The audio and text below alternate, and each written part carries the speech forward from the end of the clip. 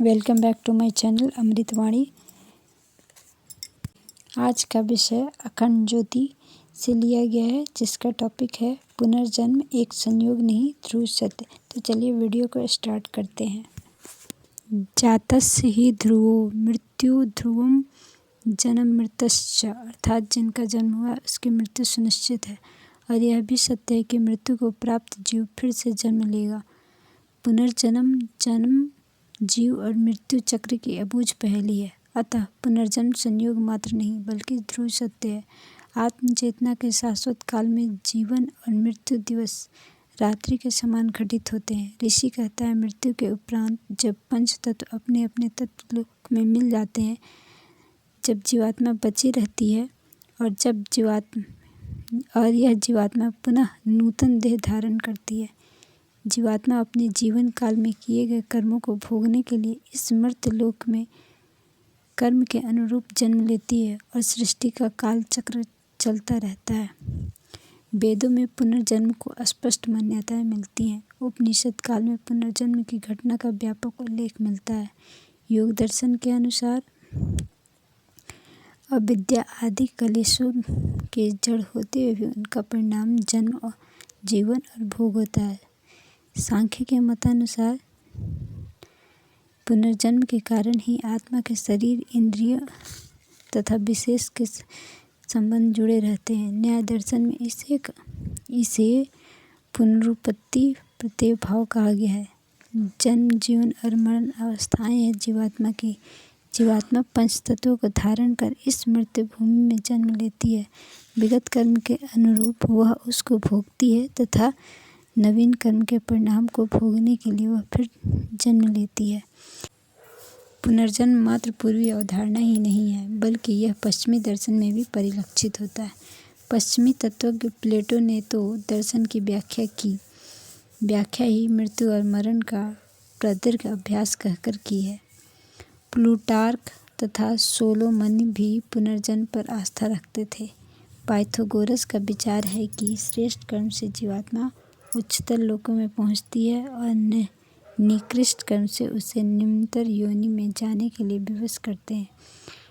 Spinoza, heartily और Presley भी आत्मा के अमृत पर विश्वास करते थे। उनके अनुसार शरीर नश्वर है, शरीर ही मरता है, परंतु इसमें निवास करने वाली आत्मा अमर है। रूसो पुनर्जन्म की अवधारणा को अपने ढंग से स्पष्ट करते हुए कहते हैं कि वास्तविक जीवन का प्रारंभ तो मृत्यु के पश्चात होता है।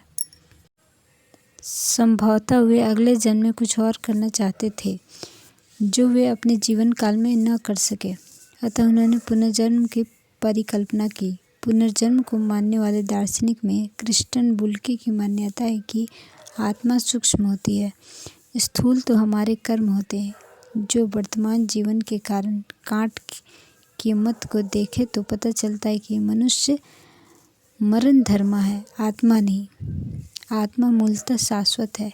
फिक्टे का कथन है कि मृत्यु आत्मा के जीवन प्रवाह में एक विश्राम स्थल है, जहां आत्मा को अगले जन्म के लिए आराम करती है। सेलिंग का विचार है कि उच्च आत्माएं उच्च नक्षत्रों में जन्म लेती है। ये विशेष कार्य के लिए ही देह धारण करती है। नोवालिस की दृष्टि में जीवन है कामना और कर्म है उसका परिणाम। जन्म और मृत्यु जीवन की दो भिन्न अवस्थाएं हैं। जन्म में जीवन अभिव्यक्त होता है और मृत्यु में विलुप्त हो जाता है। मनुष्य इसी यात्रा से अमरता को प्राप्त करता है। दार्शनिक हीगल के मतानुसार सभी आत्माएं पूर्णता को प्राप्त कर पूर्णता की ओर बढ़ रही हैं। जन्म, जीवन और मृत्यु तो इस महायात्रा के पड़ाव मात्र हैं। मनोविज्ञान की शाखा परम मनोविज्ञान तो पुनर्जन्म पर ही आधारित है।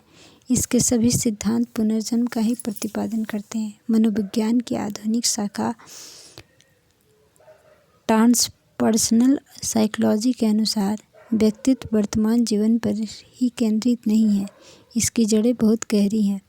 इस कारण स्थूल शरीर को ही व्यक्तित्व मानना तथा यह कहना कि स्थूल शरीर के समाप्त होने पर व्यक्तित्व नष्ट हो जाता है, यह तर्क ठीक उसी प्रकार से जिस प्रकार से यह कथन कि बिजली के बल्ब फूट जाने या फ्यूज हो जाने पर बिजली ही नहीं रह जाती, तथा उस बल्ब के स्थान पर कोई बल्ब ही नहीं जल सकता। व्यक्तित्व की इस प्रकार की धारणा मूर्खतापूर्वक है। इस तथ्य का समर्थन करते हुए हावर्ड कैरिंगटन ने the theory of psychic science में उल्लेख किया है कि मृत्यु के बाद भी व्यक्तित्व का अस्तित्व होता है। पुनर्जन्म के सिद्धांत को स्वीकार करते हुए पाश्चात्य वैज्ञानिक कहते हैं कि आत्मा के अमृत्यु का निषेध करने वाले पाश्चात्य जड़वादी भौतिक शास्त्री के अंतर्गत शक्ति तथा अचेतन द्रव्य के अस्तित्व को मानकर एक तरह से अमृत्यु को ही स्वीकृति देते हैं। आधुनिक वैज्ञानिक जैसे लॉज ओसबोर्न, सर आर्थर कानन डॉयल ने भी मृत्यु के बाद के अस्तित्व को मान्यता प्राप्त की है। आधुनिक कॉन्शियसनेस के पुरोधा केन बिल्बर ने भी पुनर्जन्म का समर्थन किया है। श्री अरविंद के दर्शन को आधार मानकर उन्होंने चेतना की विभिन्न अवस्थाओं का वर्णन किया है जो पुनर्जन्म को सिद्ध करती है।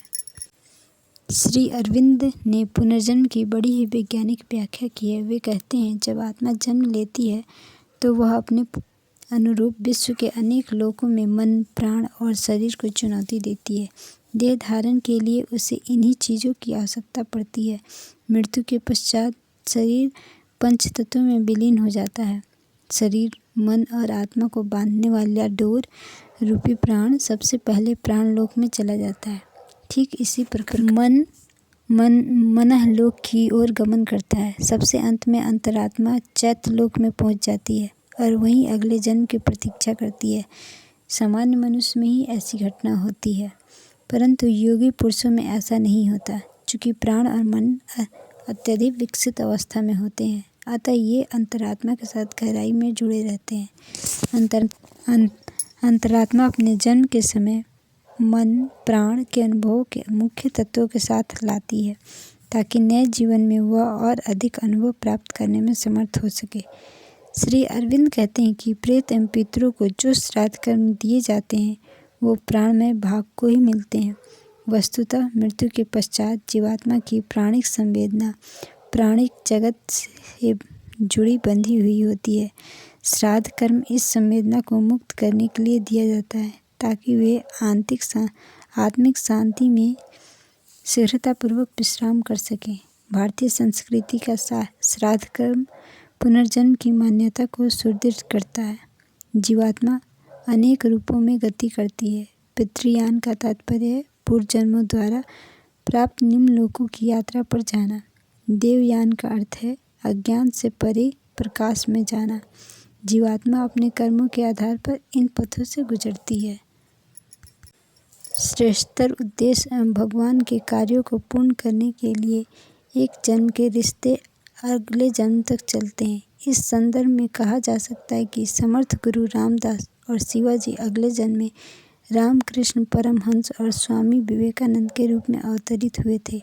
एक बार स्वामी विवेकानंद ने शिवानंद को कहा था कि जब मैं बुद्ध था तो आप आनंद के रूप में मेरे पास थे। नर और नारायण ऋषि ने ही भगवान कृष्ण और अर्जुन के रूप में इस धरा पर अवतार लिया था। रामकृष्ण परमहंस और माँ शारदा मणि ने अनेक जन्मों तक साथ रहकर भगवत कार्य में हाथ बटाया था। श्री माँ के अनुसार इस सृष्टि की हर बड़ी घटना में भी श्री अरविंद के साथ भिन्न भिन्न भूमिकाओं की सहचरी रही हूँ। गुरु शिष्य तो हर जन्म में लगभग साथ पैदा होते हैं।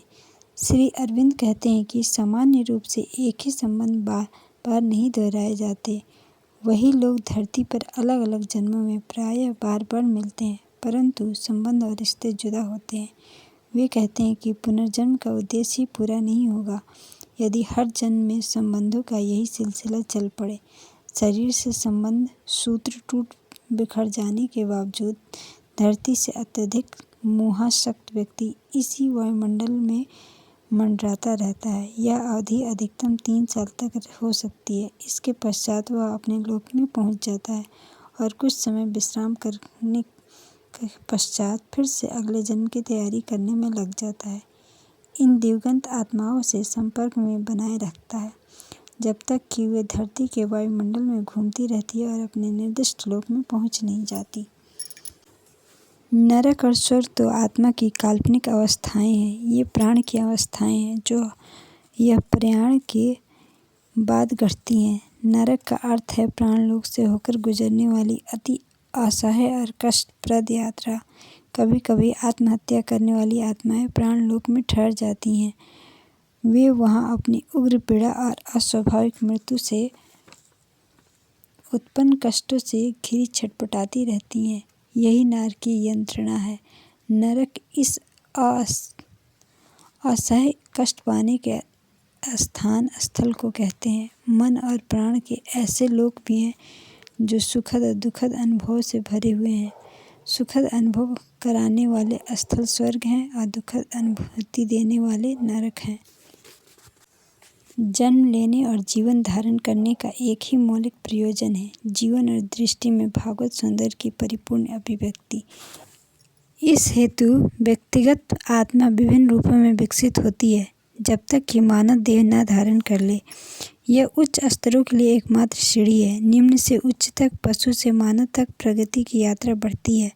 जीवात्मा मानव शरीर में आकर भी बार बार इसे प्राप्त करने के लिए आती रहती है और हर बार भगवान के सौंदर्य की अभिव्यक्ति में अभिवृद्धि होती रहती है।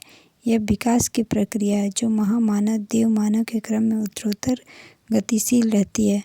मानव सामान्य रूप से अगला जन्म मानव के रूप में ही प्राप्त करता है।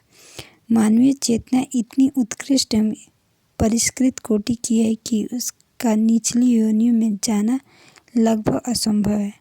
तो भी यदि कोई मनुष्य अपनी संकल्पना का इतना भीषण दुरुपयोग करे कि वह मानवीय सद्गुणों से निरंतर दूर ही हटता जाए, मानवीयता की संज्ञा से जुड़े भाव स्पंदनों को कुचलता ही रहे और पार्श्विक प्रवृत्ति को अपनाकर उन्हीं को अपना साध्य इष्ट लक्ष्य समझने लगे तो क्या किया जाए।